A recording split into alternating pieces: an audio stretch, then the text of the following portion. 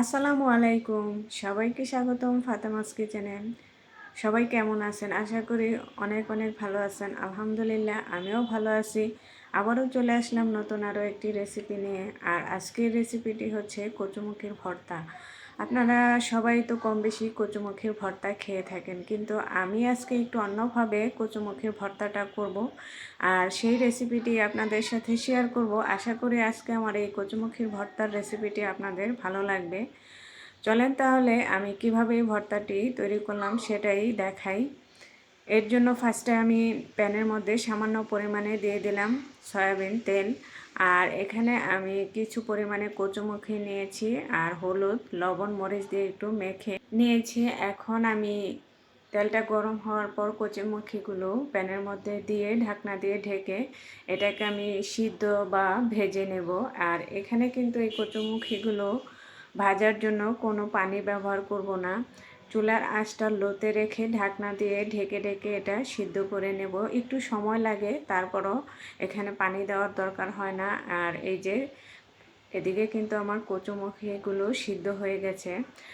আমি দেখিয়ে দিচ্ছি, দেখতে পাচ্ছেন কতটা সফট নরম হয়েছে। এখন আমার কচুমুখিগুলো সিদ্ধ হয়ে গেছে, এখন আমি নামিয়ে নেব। একটু সময় নিয়ে ভাজলেই কিন্তু কচুমুখিগুলো খুব সুন্দরভাবে সিদ্ধ হয়ে যায়, পানি দেওয়ার কোনো দরকার হয় না। এখন নামিয়ে নিয়েছি। আর সেম প্যানেই কিন্তু আমি কয়েকটা শুকনো মরিচ ভেজে নেব। আপনারা চাইলে এখানে কাঁচা মরিচ দিয়েও ভর্তাটা করতে পারেন, কিন্তু শুকনো মরিচের ভর্তা খেতে অন্যরকম স্বাদ লাগে। এখন আমি শুকনো মরিচটা ভেজে নিয়েছি। আর এখন ভেজে নেব কয়েকটা রসুন আর পেঁয়াজ কুচি। আপনারা চাইলে কাঁচা পেঁয়াজ দিয়েও ভর্তাটা করতে পারেন, কিন্তু আমি কাঁচা পেঁয়াজের ভর্তা খুবই কম করি, কারণ ভর্তাটা খাওয়ার পর অল্প কিছু বেঁচে গেলে সেটা কিন্তু নষ্ট হয়ে যায়। সেই জন্য আমি ভাজা পেঁয়াজটা দিয়ে ভর্তা করি। আর এই যে এইদিকে কিন্তু আমি 2 পিস তেলাপিয়া মাছ ভেজে নিয়েছি। আর এখানে আপনারা চাইলে অন্য যে কোনো বড় মাছ দিয়েও ভর্তাটা করতে পারেন, যে মাছের কাঁটা কম আর কি।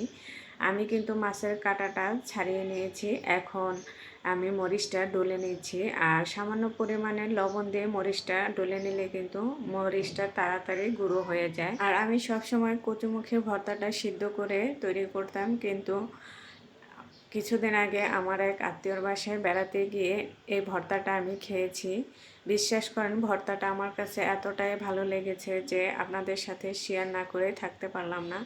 তাই ভাবলাম এত মজার একটা ভর্তা আপনাদের সাথেও শেয়ার করি। আপনাদের ভালো লাগলেও আপনারা ট্রাই করে দেখবেন, আশা করি অনেক বেশি ভালো লাগবে।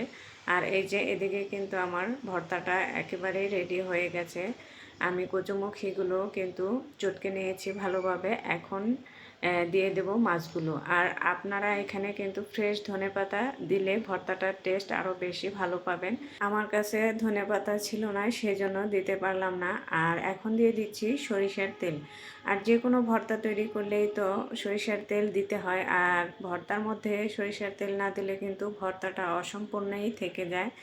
আর এই যে এদিকে রেডি হয়ে গেছে আমার মজাদার কচুমুখী ভর্তার রেসিপি। আর আজকে আমার রেসিপিটি কেমন লেগেছে অবশ্যই কমেন্ট করে জানাবেন। ভালো লাগলে ভিডিওটি লাইক শেয়ার করার অনুরোধ রইল। আর আজকে এই পর্যন্তই। সবাই ভালো থাকবেন, সুস্থ থাকবেন। আল্লাহ হাফেজ।